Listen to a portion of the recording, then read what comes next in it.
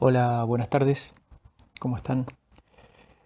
En este video vamos a estar desarrollando una temática que tiene que ver con la legislación referida a las personas con discapacidad, eh, enfocándonos específicamente o mayormente en aquellas normativas que tienen más relación con, si ustedes quieren, con el campo educativo e incluso con el campo específico de la educación física.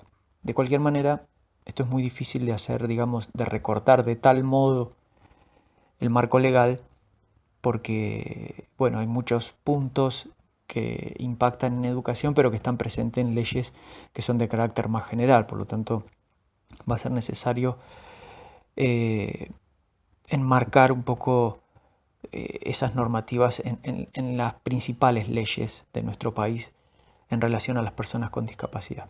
Esto tiene varias funciones o es importante por varios motivos, ¿no? Entre ellos, pues nosotros consideramos que hay un gran desconocimiento en relación a las normativas y relacionadas a las personas con discapacidad, y esto podría ser fácilmente asociable con la invisibilización y la marginación de la que hemos hablado en las primeras clases, es decir, ese no estar, ese no existir también tiene su correlato en un desconocimiento total o en un gran desconocimiento de la gran mayoría de las leyes que tienen que ver con las personas con discapacidad. Esto, por supuesto que en términos de ciudadano es un gran problema, pero además en términos profesionales también, porque cuando uno desconoce derechos, también desconoce obligaciones, ¿sí? Por lo tanto, vamos a tratar de profundizar dentro de lo que podamos en el marco de nuestra materia, que no es una materia del mundo del derecho, pero sí hacer mención a las principales normativas.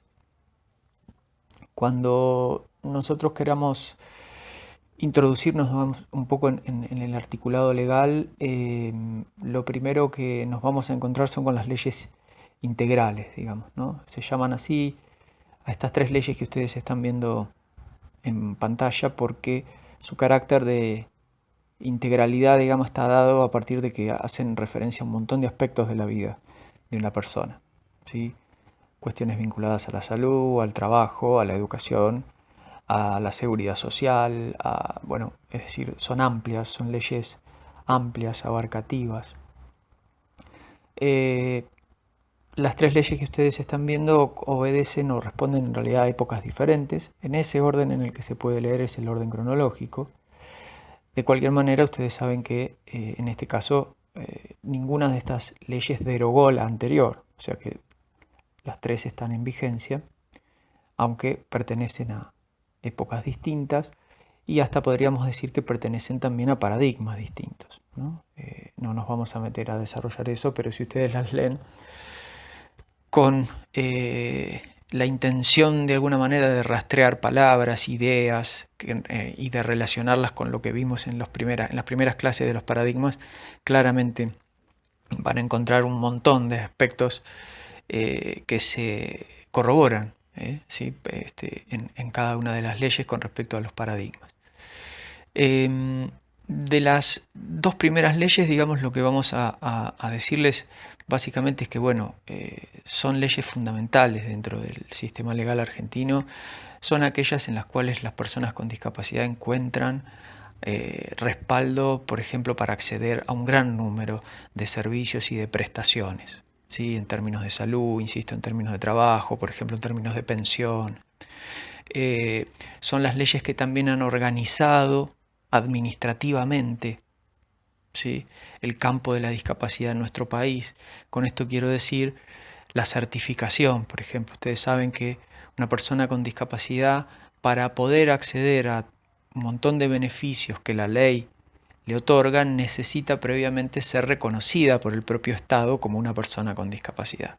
Es decir, debe poseer un certificado único de discapacidad, que es la llave de entrada, ¿sí?, de alguna manera a todas las prestaciones de las que estamos hablando. Por eso es muy importante conocer estas cosas. Muchas veces hay personas con discapacidad que no lo saben, que reclaman a veces o no saben por qué una obra social no les da tal cosa. Es sumamente importante saber que hay una certificación que habilita a, a la persona, digamos, a poder reclamar determinados derechos. Hay otros derechos que no tienen que ver específicamente con la constancia o con la certificación, pero muchos de los que están en estas dos primeras leyes de las que estamos haciendo referencia funcionan de esa manera. En el tercer caso, o sea, la tercera ley que ustedes ven es la Convención Internacional, ¿sí? Que en la Argentina es ley. En realidad es un tratado internacional sobre los derechos de las personas con discapacidad del año 2006, que en la Argentina se hace ley el año 2008. Vamos a detenernos unos minutos en esta ley. Ustedes van a poder ver una diapositiva con algunos puntos que consideramos fundamentales. Bueno, en términos de fechas, esto que decíamos recién, ¿sí? 2006 a nivel de la ONU, al 2008 es ley nacional. En el 2014 se da una condición especial para esta ley, que es que se le otorga el rango constitucional a través de otra ley, porque eso lo hace el Poder Legislativo.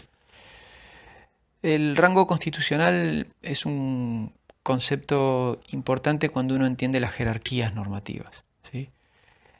Que una ley nacional o que una ley tenga rango constitucional significa que queda en el vértice, digamos, de la jerarquía normativa, queda incluso por encima de las leyes nacionales sin rango constitucional.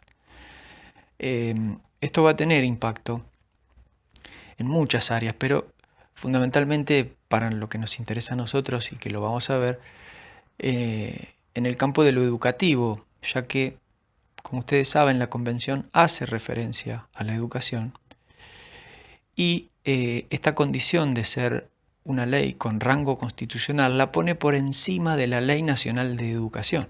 Por lo tanto, al estar por encima, digamos, en este concepto de la jerarquía normativa, ¿qué significa? Que ninguna ley puede contradecir a una ley superior, que esté por encima en la jerarquía. Por lo tanto, esto, si lo pusiéramos en palabras así más cercanas, esto quiere decir que la Ley Nacional de Educación debe adecuarse a lo que dice la Convención sobre Educación. ¿Por qué? Porque está por encima de ella en términos legales. Eso va a tener un montón de aristas que vamos a mencionar cuando nos detengamos un poco más en la parte de educación. Después, bueno, algunos conceptos, esto de la cuestión de la amplitud, que nosotros también mencionábamos como en su carácter de integral, digamos, hace referencia a muchos aspectos. No hace referencia a derechos específicos, sino más bien en relación a los derechos humanos, ¿sí? Y la cuestión de lo vinculante también es un concepto jurídico muy importante. Cuando un tratado internacional, como es la Convención, es de carácter vinculante, eso quiere decir que cuando uno lo firma, como país digo, ¿no? El Estado que lo firme, que adhiere y ratifique, queda, digamos, ligado a ese tratado con una relación de obligatoriedad. ¿Sí? Lo vinculante significa en el derecho que es un tratado que obliga, por lo tanto, genera instancias de revisión, instancias de control, ¿sí? Es decir, si Argentina firma y ratifica, como de hecho a la Convención Internacional, tiene que empezar a accionar en relación a lo que esa convención dice. No puede firmarlo y listo. Decir, bueno, no importa, lo firmamos y no. ¿Por qué? Porque hay delegaciones que controlan, es decir, hay evaluaciones, los ciudadanos tienen posibilidad de denunciar.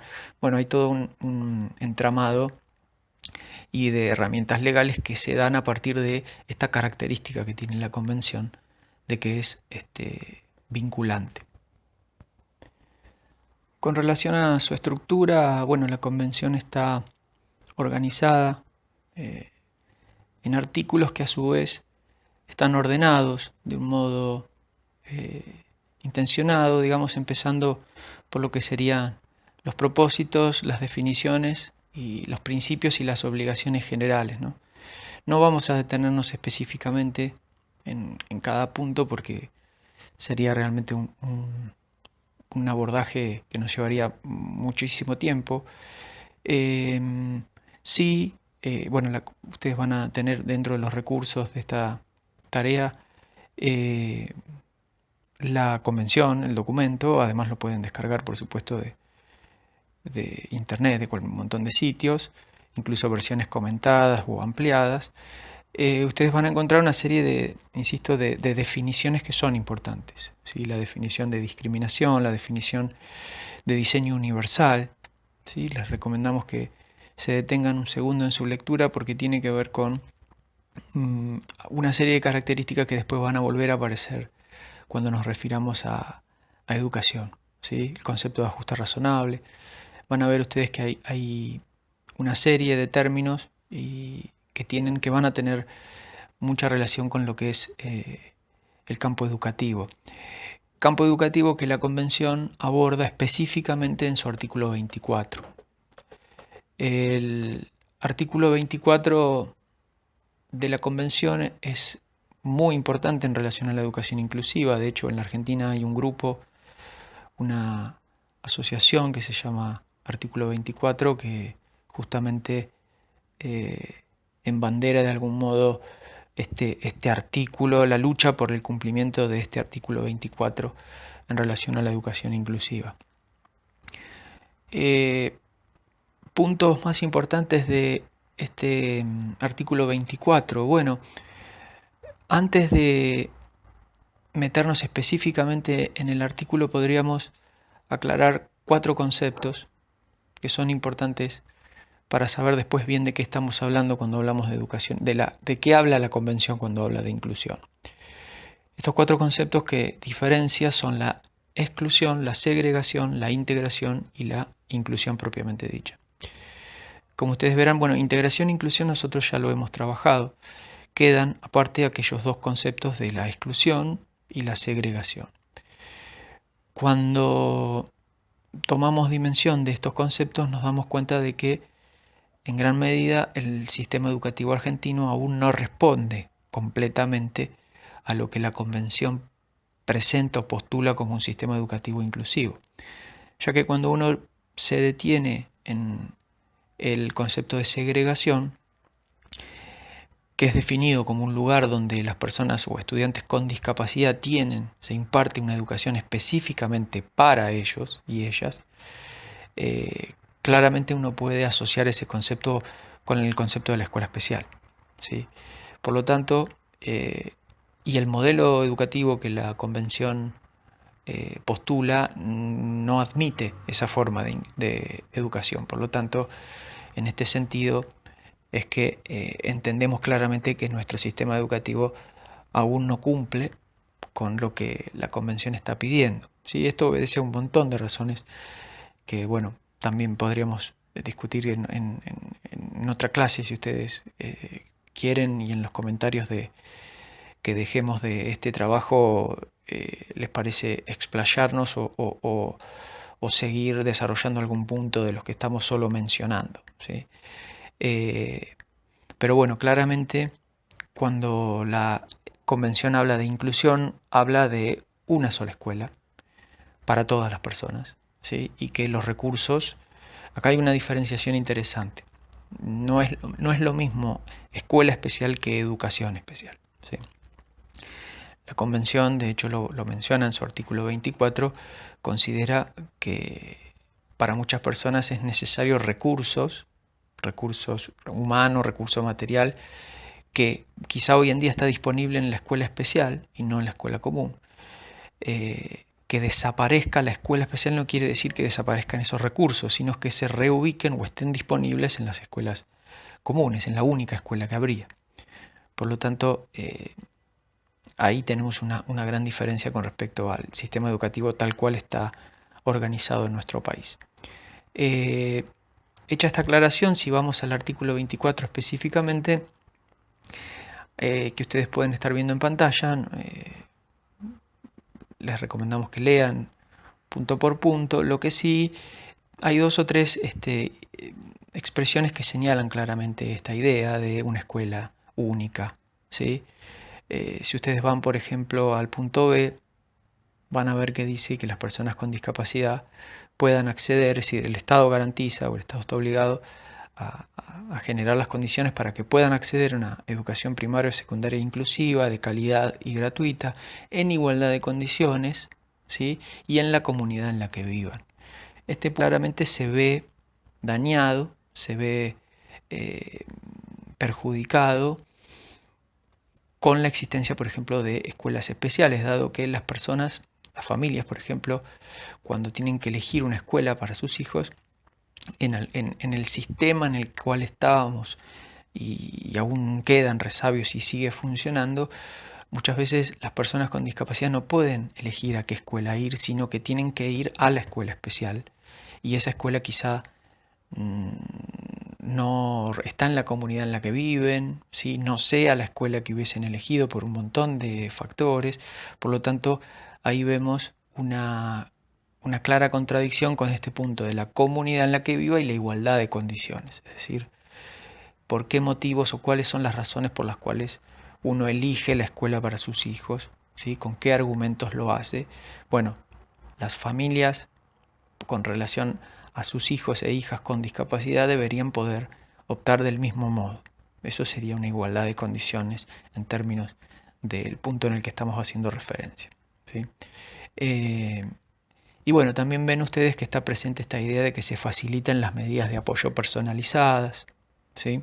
Todo esto que yo les mencionaba anteriormente, y que veíamos en el texto de Echeita y Ainscough, ¿verdad? No solo es presencia, sino participación y disponibilidad de recursos, es decir, de acuerdo a las necesidades de cada estudiante. Yéndonos un segundo de la convención hacia una normativa de menor rango, que es una resolución, la 311 del Consejo Federal de Educación del año 2016, es posible, es digamos muy fácil de advertir cómo ya algunas normativas de nuestro país se están acondicionando y están, digamos, acomodándose y dando respuesta a lo que la propia convención dice sobre inclusión. En esta resolución, que es del Consejo, insisto, es del Consejo Federal de Educación, que es un ente de concertación, en realidad después luego cada provincia hace su ley de educación, pero debe hacerla también en virtud o en relación a estas normativas que sanciona el Consejo Federal. Como ustedes ven, algunos artículos, esta es una resolución que también les vamos a dejar como documento, como archivo. Fíjense ustedes algunos artículos donde, por ejemplo, el 19 en este sentido dice que todo niña o niña con discapacidad en el comienzo de su trayectoria escolar, es decir, generalmente estamos hablando del nivel inicial, tiene derecho a ser inscripto en el nivel inicial común, al igual que el resto de la población escolar, ¿sí? Esto es un cambio muy grande con respecto a otras épocas en las cuales muchas veces los niños y niñas con discapacidad solo eran inscritos en jardines de la escuela especial porque no eran admitidos en otros jardines. O iban y le decían, no, mira, este jardín no es una escuela especial la nuestra, sino tenés que ir a tal o tal lugar. Bueno, esto por una cuestión legal que además está reforzada con otras normativas que no quisimos tampoco incorporar mucho caudal así de lo que sería leyes y resoluciones para quedarnos solamente con por ahí las más estructurales, pero claramente ninguna institución puede negar la inscripción o la admisión de una persona con discapacidad alegando como causa justamente la discapacidad y el no estar preparado o no ser una institución para personas con discapacidad, ¿sí? Este punto que uno ahora dice así ligeramente, en realidad es un cambio sustancial y que ha llevado años y años de lucha y de marginaciones. Al mismo tiempo, esta resolución plantea en otro de sus artículos, en este caso el 17, cuál sería o cuál debería ser la participación de la educación especial en este sentido. Si la escuela frente a determinado estudiante que considera que no tiene los recursos disponibles necesarios, bueno, establece canales de comunicación con otra modalidad del sistema educativo, en este caso que sería la educación especial, y se comienza a delinear cuál sería la mejor propuesta, en este caso para el estudiante en consideración o la persona que esté siendo en ese momento evaluada en función de la propuesta educativa que se le va a realizar. Una vez hecha esta relación, digamos, aparecen distintas opciones, ¿sí? Distintas formas de intervención de la educación especial a través de distintos recursos, que puede ser el recurso humano, con una presencia de lo que sería la maestra de apoyo a la inclusión, una propuesta individual, es decir, bueno, hay todo ahí dentro de la misma resolución, un detalle de cuáles serían las maneras de llevar adelante este proceso. Esta es una información importante con relación a la educación física en el ámbito escolar, porque ponernos en conocimiento de esto es ponernos en conocimiento también de que en nuestro espacio contamos también con la posibilidad de establecer relaciones con otros profesionales, ¿sí? De establecer redes de trabajo, de coordinar distintas formas de recursos disponibles, por ejemplo, para nuestro espacio. Es decir, que en este sentido es importante sentir, digamos, que existe una contención, ¿sí? Que existen los canales para los cuales buscar alternativas, buscar apoyos, buscar recursos, si es que la situación nos está resultando de muy difícil abordaje. El otro artículo de la Convención que hemos considerado importante destacar en este audio es el artículo número 30, ¿sí? Porque en él se hace mención a las actividades deportivas y también habla de actividades recreativas. Lo importante de señalar en ese artículo es que diferencia dos tipos de prácticas. Por un lado hace mención ustedes van a ver en pantalla el ítem A del artículo, que podríamos decir que dice: alentar y promover la participación en la mayor medida posible de las personas con discapacidad en actividades deportivas generales. Y por otro lado habla de actividades deportivas recreativas específicas, ¿sí? Esto llevado a nuestro campo y desarrollándolo y de alguna manera tratando de reforzar la conceptualización que la Convención hace sobre estos términos, claramente lo podemos entender como que estamos frente al desafío. Lo que la Convención nos exige de algún modo es que desde el campo de la educación física logremos propuestas para las personas con discapacidad con ambas características, es decir, propuestas específicas. Un ejemplo claro de una propuesta específica es el deporte adaptado, ¿sí? Es decir, la Convención menciona, es decir, deberíamos generar este tipo de propuestas de acuerdo a lo que la Convención nos está diciendo, pero al mismo tiempo nos dice que no puede ser el único tipo de propuesta que generemos para las personas con discapacidad, sino que al mismo tiempo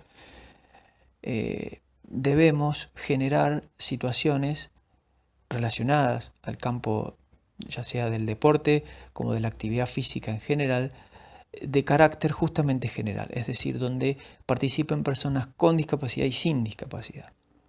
Esta es un